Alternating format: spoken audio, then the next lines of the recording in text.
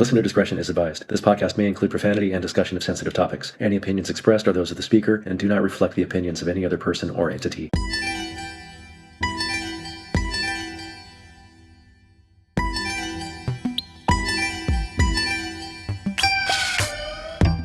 Welcome to episode number 11 of The Real Future.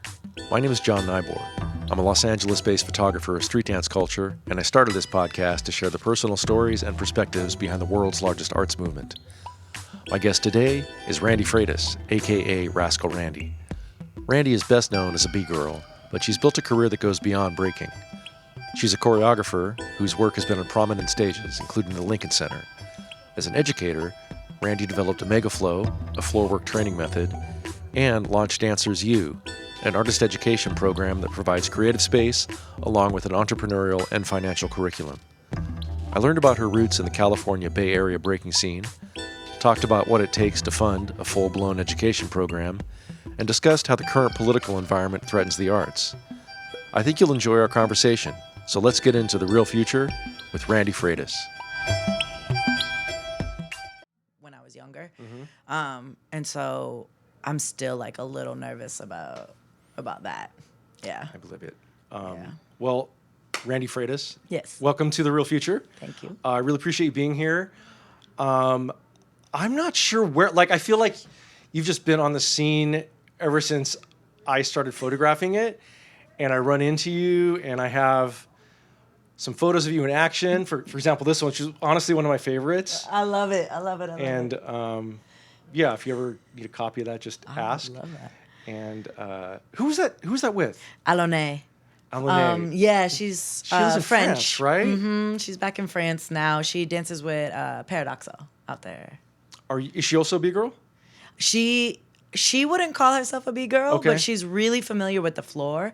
Mm-hmm. I think she made her way into it through contemporary, but she has a lot of like strength and power and tricks. And so we met in the middle. How did you meet? Did you meet in France or did you meet here? No, we met here. She was staying with one of my best friends at the time who was also European.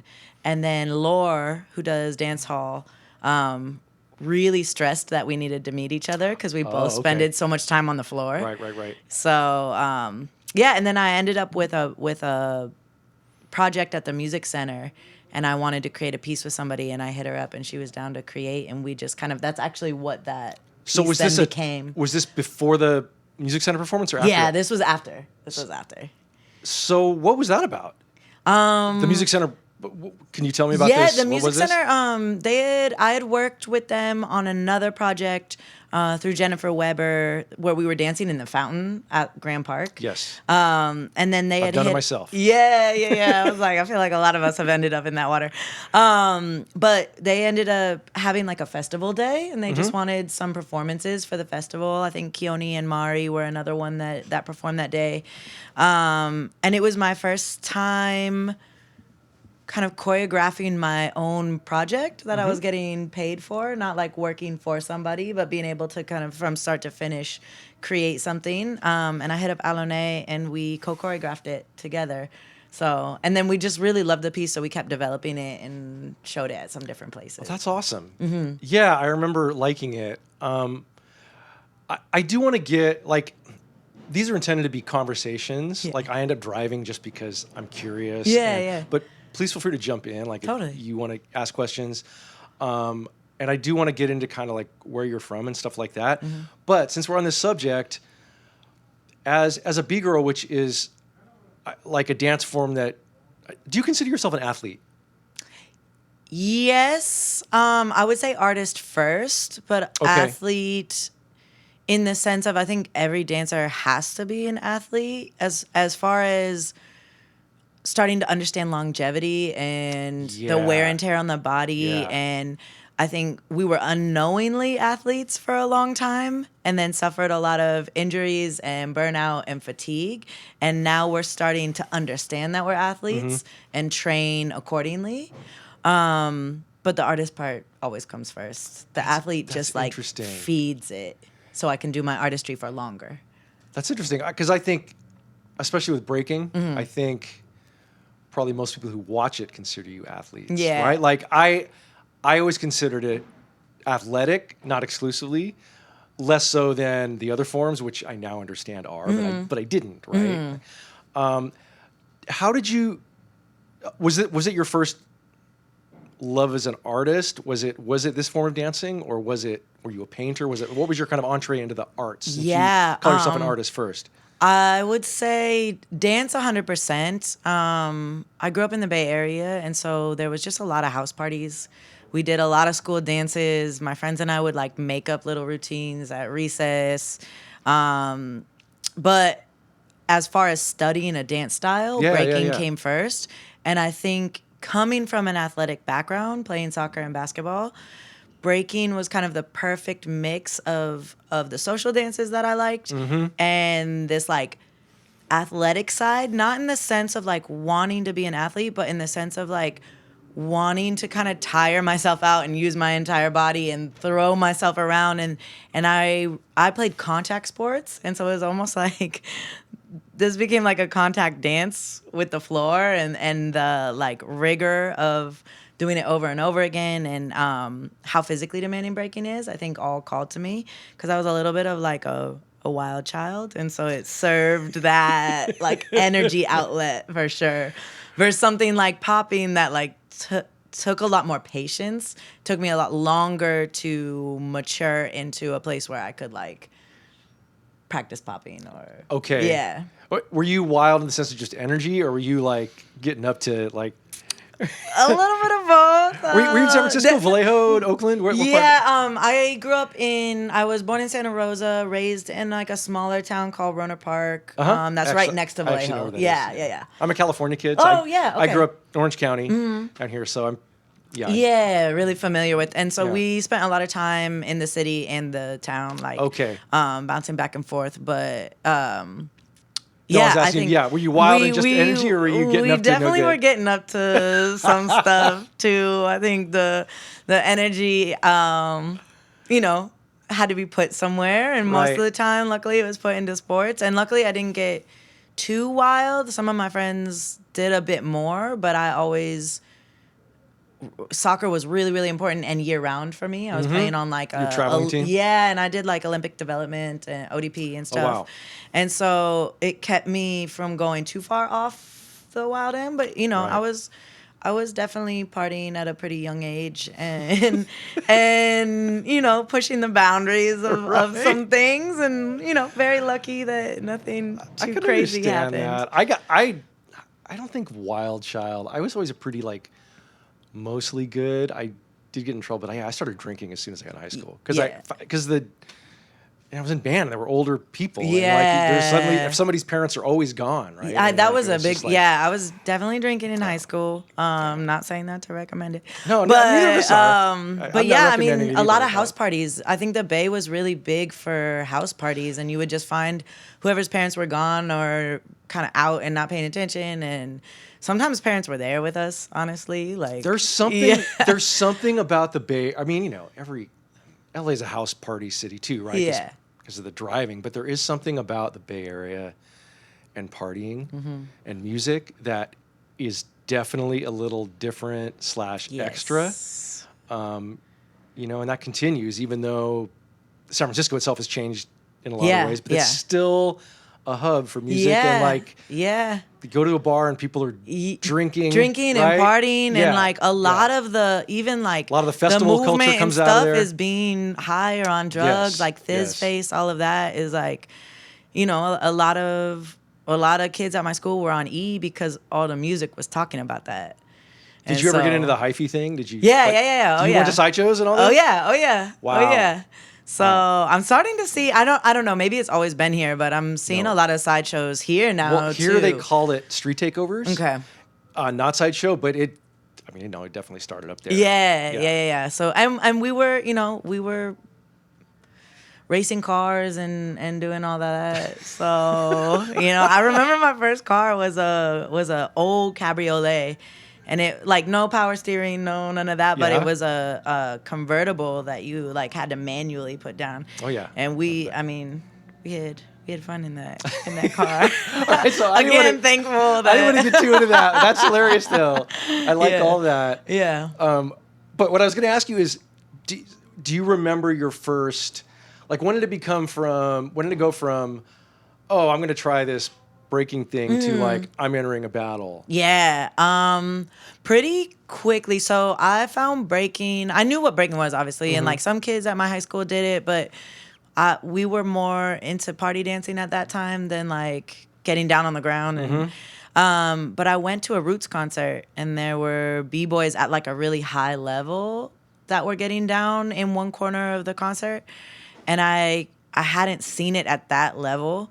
And I just like stood there and watched them for the whole 2 hour. I don't even remember seeing the Roots like on stage. I was like fully in this corner. And so much so that somebody came up to tell me where they practiced, where their session spot was. Oh, nice. And so I started, but I wasn't in classes and stuff. I started by going into a session. And that person that saw me at the Roots concert was there, showed me some things. And because I kept showing up and like actually training whatever somebody showed me, even if they left me alone in the corner, I would just be drilling it. People kept offering things. And you know, at this point, I was 20 and I had moved to go to college in Colorado because that's where I got a scholarship. And so I was in Colorado and the scene was much smaller. So it was easier to jump into battles. Were you in Denver or Boulder? I was in Boulder. Okay. I was in Boulder. But a lot of the breaking scene was in Longmont, which was like not far away, or Denver. And then, you know, it's a smaller scene, so it's a little easier, a little less intimidating to jump into battles pretty quickly. So, you know, I was losing battles pretty early on, and maybe like a year or so into really studying breaking. But I already knew about rhythm and dance, and like, you know, so I think that helped me. The background of just like party dancing and stuff definitely helped. And then, you know, I had a couple people that were really like in my corner teaching me and also teaching me about battle etiquette in breaking, which is, I think every style has kind of its own etiquette and approach to breaking. And then I think within 3 years of breaking, we came down to freestyle sessions. We took like a road trip out to freestyle session. Was it a crew or was it just friends? It became a crew. So it started as Mikey Mestis and Adam Silva created a crew called Street Styles, actually. Okay, yeah, no, I'd like to get the names out there. That's what I'm asking. Yeah, created a crew called Street Styles, put some of us in. I think I was put in maybe a year or so after the creation of that. And we had, I mean, this was the era too where I think every b-boy crew had like a popper and a locker mixed into the mix. And so we had Caleb also, who was a popper and a locker, and Larry Love, who originally was from Philadelphia, that was like a social dancer, hip hop dancer. And so we were learning these other styles kind of mixed in, not concentrating on them, but definitely like having crew days where we would go and Larry would show us like different social dances and stuff. So, yeah, then we started really like training collectively and we came down to freestyle sessions, and I entered a Bonnie and Clyde that Asia One had put on. I didn't know her at the time. It was like a pajama party, like pre-party type of thing. Yeah. And man, we battled Zulu Gremlin and a B-girl that I can't remember, B-girl Smalls, I think. Smoked. I got smoked. But that was my first like big battle, and I think that made me wake up after like being in a smaller scene to like what was really out there and how much work I had to do. When did you start to see it as, because it sounds, at least what you're talking about, it sounds like you kind of went straight from athletics. So when did you start to see it as an art form? I think I always viewed dance as an art form versus athletics. So when I was in high school and playing soccer, I had asked my parents to take dance classes, and they were like, we don't have money for both soccer and dance classes. And I said, can I quit soccer and go to dance? But at the time, my parents saw soccer as a scholarship opportunity, and they didn't see where dance would help with that. So they vetoed that. You're in battle culture mostly. How did you there's something else I want to ask you about that, but I transition to this for a sec. How did you get to the point where like you're not just battling, but you're choreographing to the extent that you do something on the music center? That's like that's an interesting path. And I don't think most people, I certainly don't know how one gets from A to B. Yeah. Actually, my first opportunity to start looking at things in like a choreographic stage way came pretty early, because we used to hit outside weekly to raise money for this like once a year event called Rockers Rumble. Okay. And This was back home. This was in Colorado. Okay. Yeah. So when we were outside, I think probably a couple weeks in a row or something, but a studio owner came up to me because she noticed that like if little kids came, I would show them stuff, and asked if I was interested in teaching like the youngest youth breaking class. Yeah. And so I got into a studio that way and started teaching. They were like 6, 7, 8 years old, little. And then from there, they put me into the like slightly older class that then had almost like a spring recital or whatever they call them, like a performance. And so then I was creating like breaking pieces with this handful of young kid breakers. And then from there, they actually opened it up to like a hip hop troupe that they gave me to start creating pieces. So it was very low stakes, but it was a really good opportunity for me to start to. Was this like in the early 2000s, or when are we talking? Yeah, so I started breaking in 2007. 2007, I think. So this would have been like, I don't know, 2010. And maybe? who were the role models at that time for choreography in this vein? Oh, when we were watching choreography, we were watching, Kinjas. We were watching Sean Evaristo for sure. We were watching, Erica Sobel was somebody that I watched a lot that was outside of street dance that I thought had like a really interesting take on performance pieces. But honestly, the internet wasn't as big then. So that's true. We weren't. I don't think it was like we were getting things off YouTube here and there, but it wasn't quite as big as it would be now, where you like know everyone that's like choreographing everything. Yeah. And like, so you would watch a music video and not necessarily be able to even figure out who choreographed it at that time, And I wasn't researching it in the same way that I was like researching breaking and trying to find like b-boy mixtapes and stuff.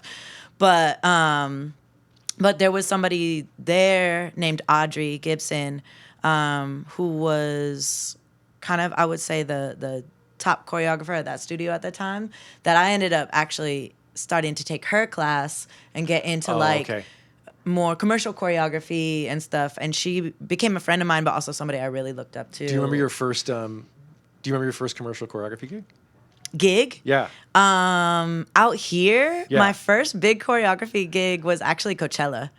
Oh. Yeah. For who? It was for Duck Sauce. So we were like, I had to dress up as a cheerleader. We did like kind of like a Vogue-ish piece, and then we were Barbra Streisand with like big paper mache. It was Lindsay B and Craig, and they're amazingly like creative, and so it was really cool. And it was a lot of freestylers that were on that job. B-Boy Casper, Kid David were on that job too. So that was my first. Yeah, that was quite the like big stage for a first commercial job. That is a big stage. Yeah. So who were some of the B-girls that you looked to when you first got started? A friend of mine, Momo, was also in the crew out in Colorado. There was a woman named Katya who had been breaking before I got into it. That was also somebody that I really looked up to. She was super strong, and she was really able to do a lot of the like more physically demanding stuff, which was cool. But I was looking at B-girls like B-girl Beta, Candy, Wanda even a little later, but I would say Beta was like really and Lady Jules from the Beat Freaks, which is how I kind of found the Beat Freaks, which is then how I ended up getting into that crew when I got out here. But that was like the tie through Lady Jules, and she was doing these like Nike ID commercials at the time. Is that why you came out here to join that crew, or no? I came out here. I knew I wanted to leave, like, as soon as I got to Colorado, I knew I didn't want to stay there forever. I was only there for school, and then a little bit after school, I was working at Starbucks and working at the studio to just save up money to move back out. And I knew I wanted to move back to California, but Northern California had gotten really expensive, and the dance scene was still there, but a little quieter. And I knew that LA was really a hub for dance. And I think coming out for, like, freestyle session and stuff like that had got me excited about being out here. Plus the weather is beautiful. So I had a couple other friends that wanted to move from Colorado to California, and we just got in a car and did it. And so I wasn't even thinking about working here when I just wanted to be around more dance and be able to take more classes and train more and stuff. And so the work kind of came to me more than me seeking it out at first. When I first started, going to auditions and stuff, it was because Allison Faulk from the Beat Freaks told me about a couple to crash, and even told the person to let me. Yeah, one of the Step Up auditions when I first got out here, she told me to go crash it, and said that she would tell the choreographer to, like, let me in. And that audition is where I met She Street and John Boogs and a bunch of other really amazing, street style dancers at the time. And all of this was just kind of like, I don't know, I was like a kid in a candy shop, and it was just coming. And so when I first started getting calls for things, I didn't have a headshot. I didn't know how to do makeup. I didn't have a resume. Like, wow. I played Catchup with a lot of things, which is why, I'm sure we'll talk about later, but it's why I started Dancers U. We definitely want to talk about that. I do. Before, though, I want to ask, like, what do you think it was about you that you were getting the work anyway? Right? Yeah. Like that you were able to go in there without the headshot and without the savvy, and they were like, do you have any idea? Yeah. I mean, part of it, I think it was a different time. Instagram wasn't as big. We didn't need the name before we got the name in the same way that I feel like you do a little bit now. But a lot of it was, I think, just how open I was when I would go to these things. Like, I was there to meet people and learn and soak things in and have fun. And I think that resonated with people. So it was my personal relationships with people that got me. Even the Lindsay B. and Craig Coachella job, I auditioned for, but I know that I already had the relationship there with them. Going to the floor, I met a ton of choreographers and dancers at King. That was, like, in its prime. And the Federal also. Oh, really? Yeah, the Federal had a Thursday night party upstairs, and then a Tuesday night live band situation, which actually the Tuesday night one is, I already knew Sean Evaristo, but I started seeing him. And I was at one of them, and he was like, tomorrow I'm having an audition. I didn't get your name from your agency to come, but please come. And I went, and it was doing Rock in Rio in Vegas, which ended up being like a month-long gig. I got the job, but it was from, I think, showing up and just loving dance and loving being there and meeting people and having good energy. Yeah. Have you done a bunch of Vegas gigs, or was that just? I have actually done a few Vegas gigs. Do you like that? Like, is that a cool thing? I haven't done any consistent ones, so I've never had to move to Vegas. Okay. But they do give you a room. It's mostly that I've done, like, Coachella, the latest Coachella that I did with Karol G, we actually rehearsed in Vegas before we went there. And then this one, the Rock in Rio one, it was just like a festival, 2 weekends in Vegas. So I haven't done extended stays. It's tough to do jobs in Vegas because, you're in a hotel room where, like, at all hours of the day, people are drunk and running through the hallways. Everything smells like smoke and, like, moldy carpet. They're not giving you the good hotel room. It's like it's and they'll even be like nice ones, but a casino just has that, like, it's windowless, so nobody knows that they've spent all day in there. And it is weird. We did So You Think the street versus stage one was a week in Vegas also. So Vegas, it's like, the So You Think one was a terrible experience. And the Rock in Rio was an amazing experience right after, actually, the So You Think. So it's like I've had all sorts of experiences in Vegas. Some of them great, and some of them like. So. Did you eventually get And so you started to get this work. Mm-hmm. Did you eventually get an agent and do the yeah, formal thing? Yeah. I eventually got an agent, got headshots. And was it always as a B girl? Was that where you were getting work as, or was it also as choreographer? I was getting work. I was definitely getting work as a B girl because it like slimmed the pool of competition. But I was getting work as a B girl who could do choreo. Okay. And so that's where that sweet spot lay. Because you could pick it up, right? Because you only got they give you whatever 16 bars. You got 5 minutes to learn it, and you could do that. Right. So I think it was the ability to mix the two, to catch choreography, and then when the freestyle came, do something acrobatic that was like cool. And I think that was really an era when breakers in general, but specifically B girls, I think even coming out of everything that the Beat Freaks did for like women in the freestyle scene, and just in general was like, to me, one of the like rawest times of, and I was just talking to Rob Wilson about this, one of the rawest times of female freestylers. You had She Street, you had Lindy Way coming from South Africa doing Pansula, you had, man, who else? Lily and Marie and Dassy, like killing it in the scene. And we're all still there, but work was more available for us at that time, I think, as female freestylers. And so, yeah, there was just like a consistent enough rolling of jobs coming through to. Has the work decreased because of the way work in Hollywood is generally decreased, or is there something else that's decreased this work?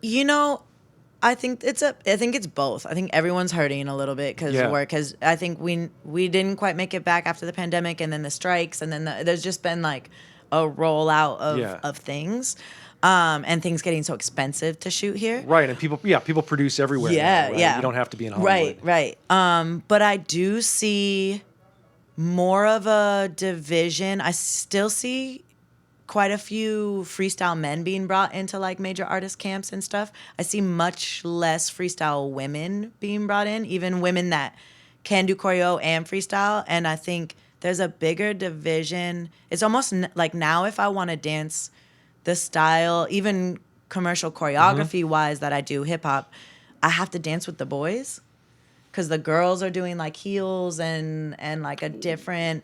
And that's always existed, but I think it's a little bit more now through all these camps. To me, that since I don't know much about this, this sounds strange to me because in so many ways there's more women interested in dance in general, like this kind of dance, right? Like women, little girls will take hip hop dance now, right? And little girls who are into dance know about B girls, and you have more access.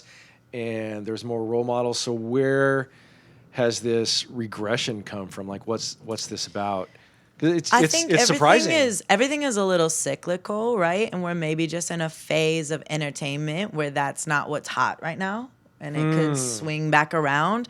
I think there's a gap of, we're talking about like little girls being interested, and like the strongest up and coming B girls right now are like 13 to 18. Okay. Which means also they're not in the stage of like working a lot just yet, or like moving into that world. I'm digging into this because this just interests me. I also, I like to get women's voices, speaking about women's issues, right? So I'm asking questions. I don't know. I do have a point of view on it, right? And I hope. Well, I hope this turns around because it does seem to be in general like I blinked my eyes in 2016 and all this stuff that seemed to be progressing forward has taken a hit. And whether it's work or whether it's just people on the street or whether it's the dipshit in office, it's, and maybe it's just a backlash to all the progress, right? It's like, right, but it's like, what? But God, I don't have an answer to that one, and that like, it is frustrating to watch, not just even for myself, but for all these other like really dope females that I know.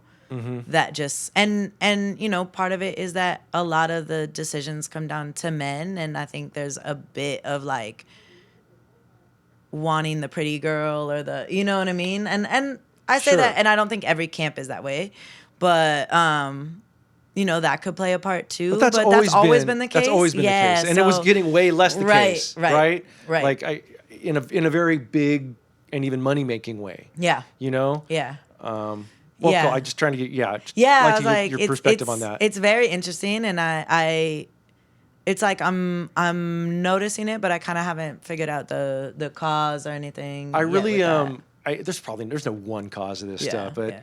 The last time I saw you was in Las Vegas for that Queen of the Block battle, which was the first all women's battle I'd ever been to. Okay, cool. And it was great. Yeah. It was interesting talking to Madeline about that because she did this podcast a couple weeks cool. prior. Okay.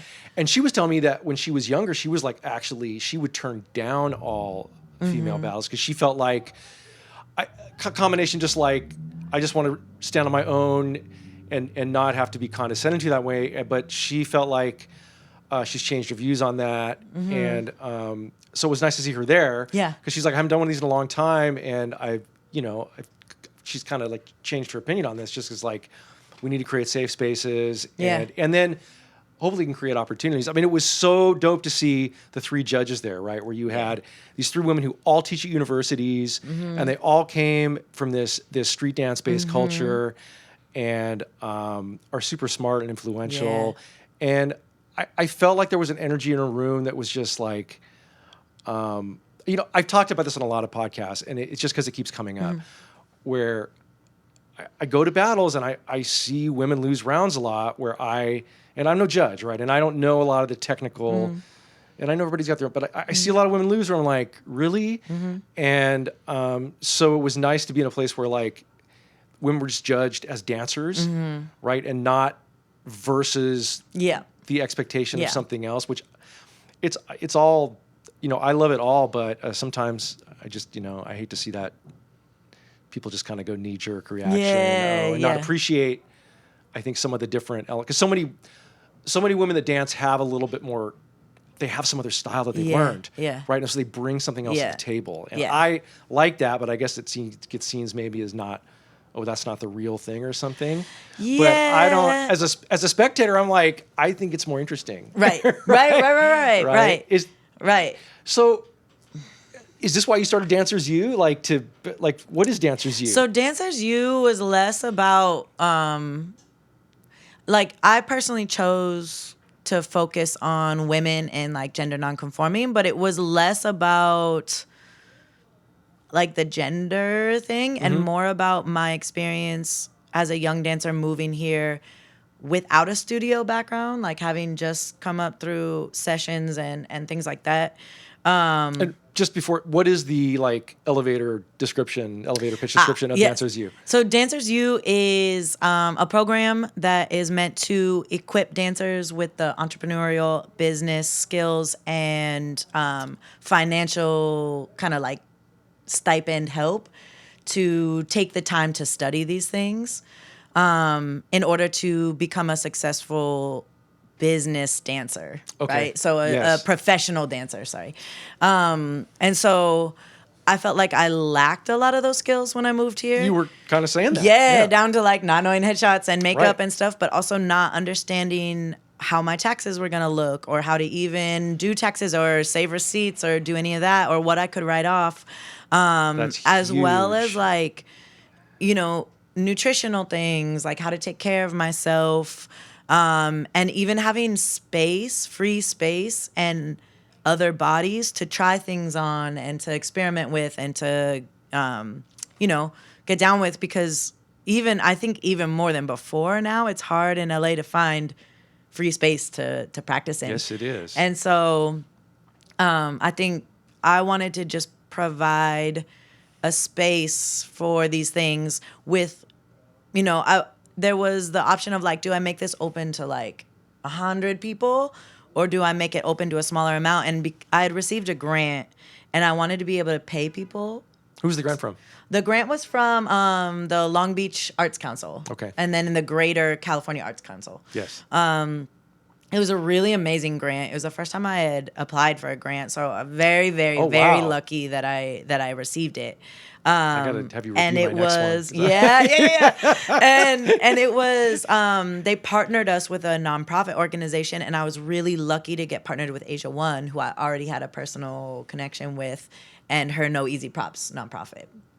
And so, we met a few times. I had like one vision, she had one vision, and we kind of melded them to come to this mutual one. But Being Dancers U. being Dancers U. So yeah. it's a joint project.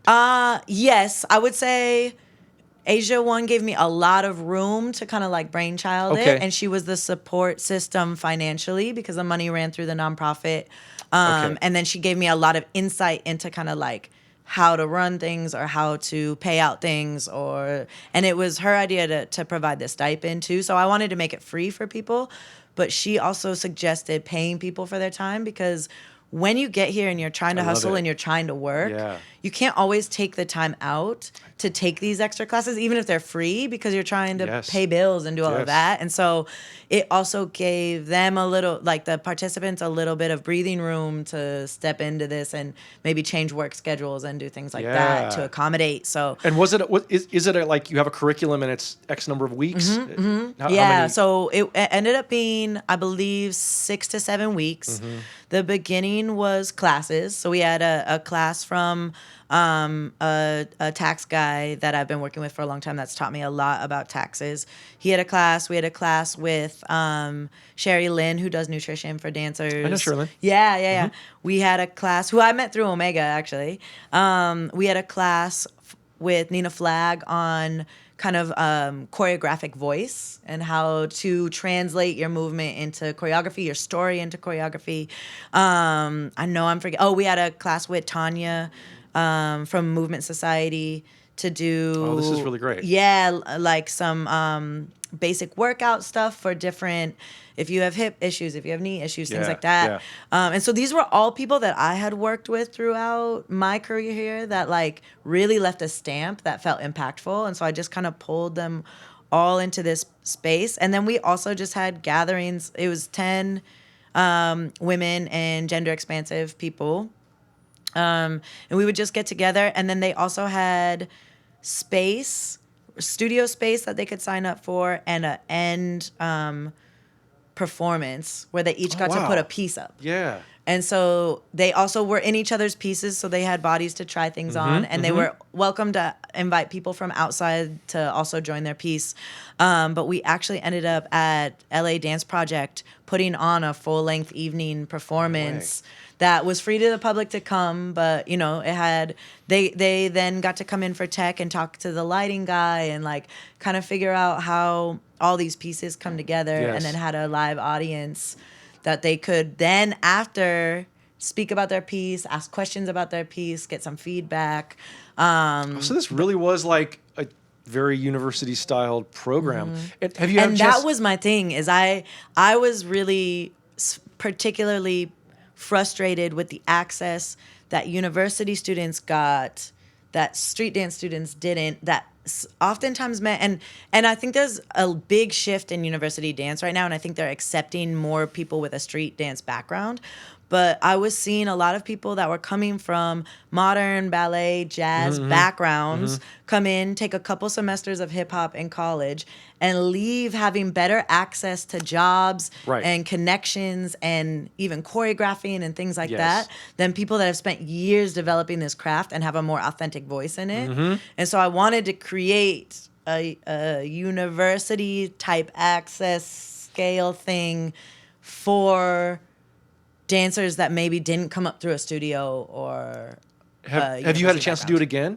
No, so we just hit the 1 year mark, so it took a lot.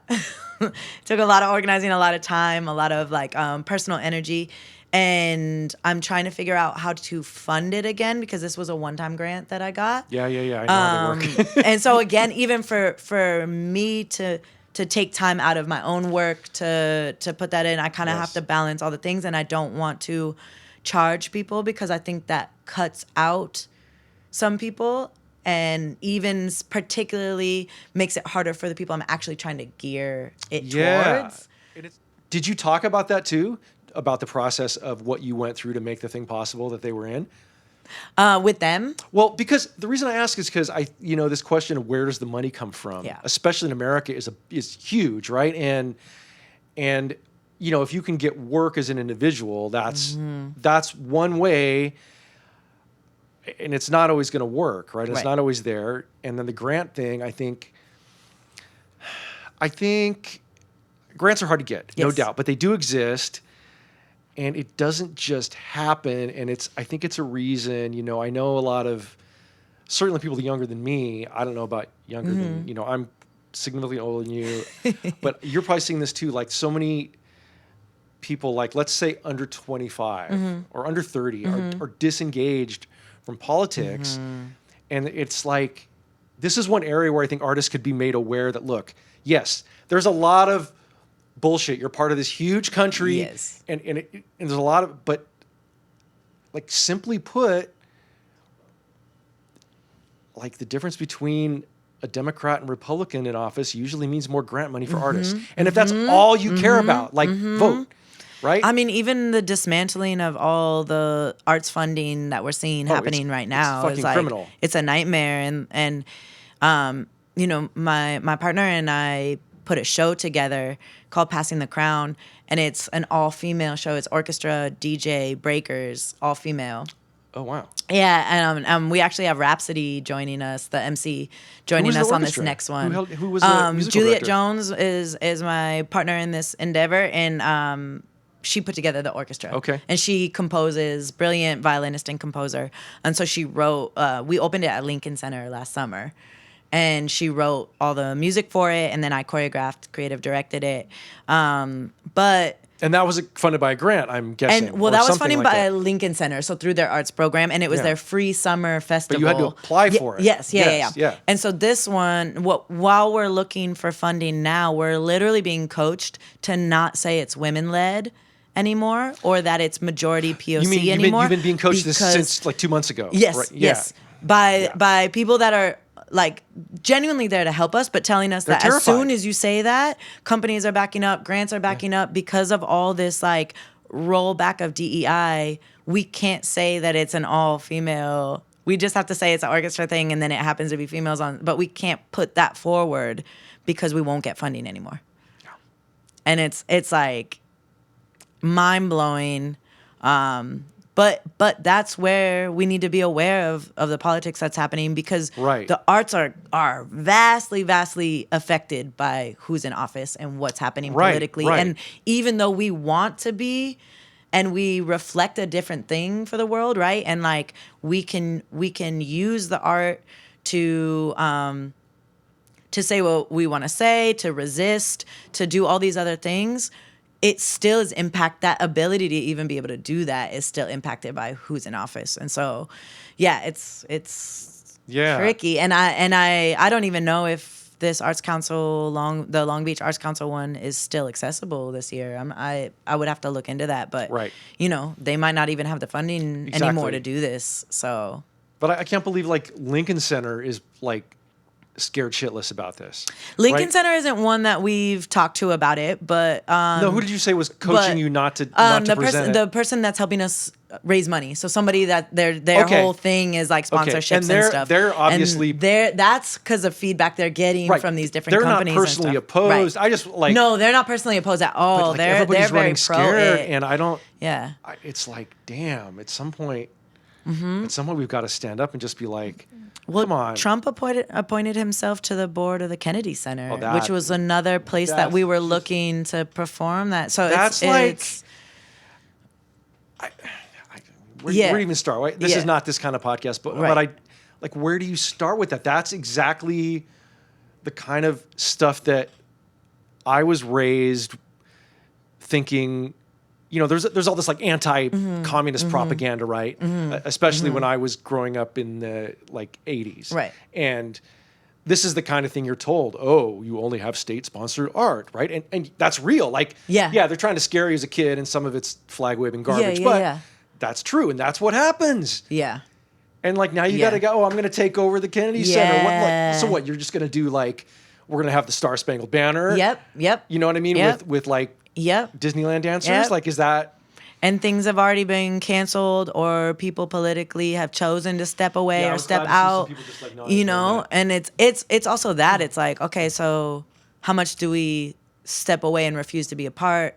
But then how much does that just then leave space for that? Like, right. So it's tricky, and it's something that I think as artists we need to do our due diligence to try to have an understanding of what's going on without drowning ourselves in all of it, right? And like a lot of it is scare tactics and like all of that. But I do think, you know, doing a little research too, and not just, I think TikTok and Instagram can be a great source of initial information. But I do think we need to like not just go with whatever's trending on your timeline in the moment. I almost feel like people are getting too much information. I definitely think people are getting because too a lot much of this is really simple, right? Like, if you could certainly dive into the career of any American president and, you know, deem them a war criminal, right? Like, there's a lot of terrible stuff that governments do, but that's like kind of beside the point when it comes to voting for the big, right? Like, yeah. And then just making sure you're making decisions for yourself and not just based off what the internet has told you to do. Right. You know, it's a weird time. you know, I don't know.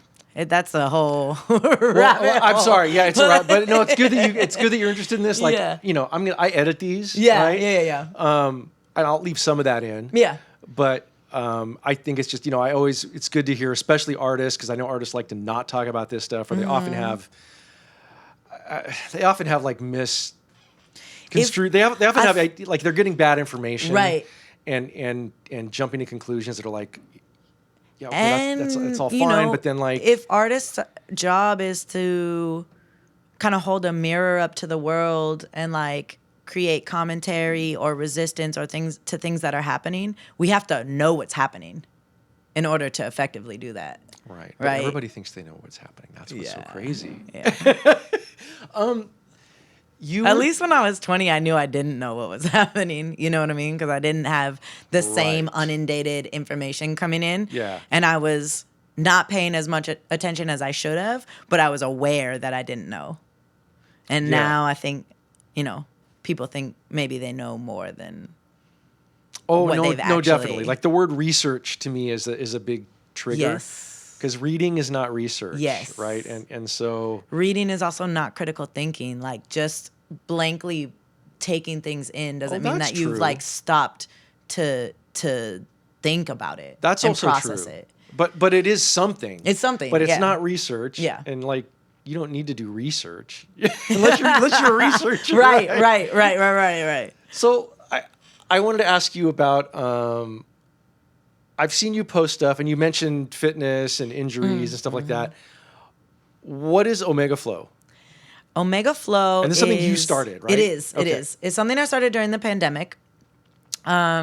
It is a primarily online, but then post-pandemic, it moved into in-person moments too.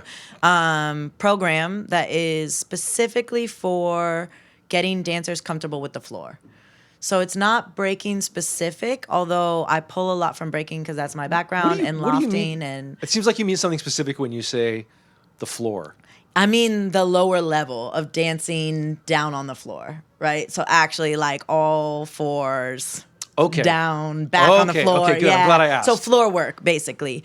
And what I was noticing was that the only classes that I was finding, even pre-pandemic, a lot of the classes and stuff, it was like specifically breaking, and not every dancer wants to break. But a lot of dancers wanted to be more comfortable on the floor, particularly too in like house that has lofting. A lot of styles have floor components, like flexing has get low. Like there's people that explore the floor in a lot of different ways. Contemporaries vary on the floor. Yeah. Q. But yeah.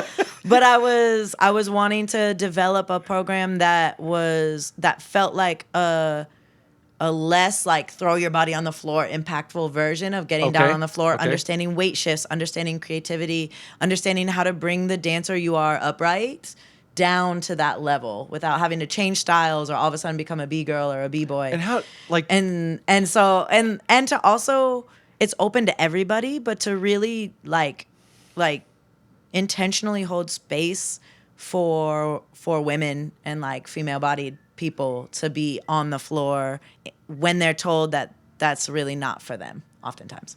So you could feel comfortable doing it and not feel like somebody's staring at you or judging you. Or just that there's a space where somebody who also has a similar body build can explain things in a different way, because we carry weight in different places. Our strength lies more actually in our legs and our hips and our thighs than our upper body, right? And, like, when you look at breaking, everything is centered around the upper body weight on the floor. And so if you don't know, if that happens naturally, you might not know how to teach how to shift it to somebody where it doesn't happen naturally. Did you get some men in there too? Yeah. What from a I guess you'd say artistic standpoint, I notice a lot of dancers get lost when they get on the floor, right? So they'll be like performing really well or expressing really well or battling really well, and they get on the floor, and to me as a spectator, I lose the thread, right? How do you? It sounds like you're addressing this. How do you, like? Do you have any concrete examples, like a simple example of how you might address that? Right. So I use a lot of times in my class I use a chase or a pas de bourrée, right? Because that shows up in almost every style. Everybody kind of understands a pas de bourrée, right? So if I'm doing that step, and what is that? And that's the like 3-step. Oh, okay. Yeah. Wait, Yay! Like Come that? on. Yep. All right. And so if even taking it slow, right? If I choose that one and I take it down through weight still being in the feet, essentially. So if we're here, right? Now I'm taking it lower. And I can touch the floor, but weight is still in the feet. And then I have them work on transitioning that to where weight is now in the hand, but that step is still happening. So but never losing the connection. Never losing the connection of the step and never pausing the step, right? So even if it's slow, the rhythm stays consistent. And then as I step, I'm going to lean the weight forward into the hand and then lean the weight into the other hand. And now I'm in a footwork position doing the same step, but my weight is being carried in my upper body, which makes my feet lighter to then be able to even add different flourishes, maybe little like heel clicks or things like that lift off. And then I transition the weight back low but into the legs where my hands are still touching but there's no weight in them. And then that lifts me up to my feet. Oh, and so a lot of people try to just like throw down to the floor versus like spreading the weight. This is great. This is a great example. Yeah. That's why I kept drilling down on that, because like I really get an idea, because I see this. I definitely see the problem. Yeah. Right? Yeah, and I'm like, yeah. how would you address that? Not everybody has to leave here being a professional dancer or the best floor worker ever or anything. It's about, I think, also moving our bodies, keeping active, and finding community. And like people are starting to meet up to go battle together in different places. And like, it's cool to watch. It's really cool to watch. How do you keep active in the community? You know, like if you're doing auditions and you're running these programs and stuff like that, what's your... Do you have a like every week I do X, Y, and Z, or you just kind of take it as it comes? Yeah, I take it as it comes. I've tried the every week I do X, Y, and Z, and honestly, it doesn't work well for me personally. And I think I go through phases. Like, you know, when I was doing Dancers U, it was really taking a lot of my time and trying to work on top of that. So I wasn't out as much for those 2 months.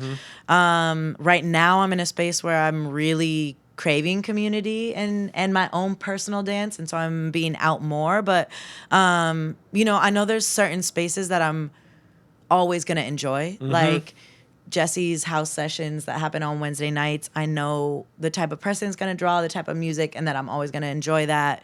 You know, going to, when I'm in more of my like breaking, you know, bag, I guess, going to Dance Refuge or going to Jam. I know I'll run into people that I want to be around.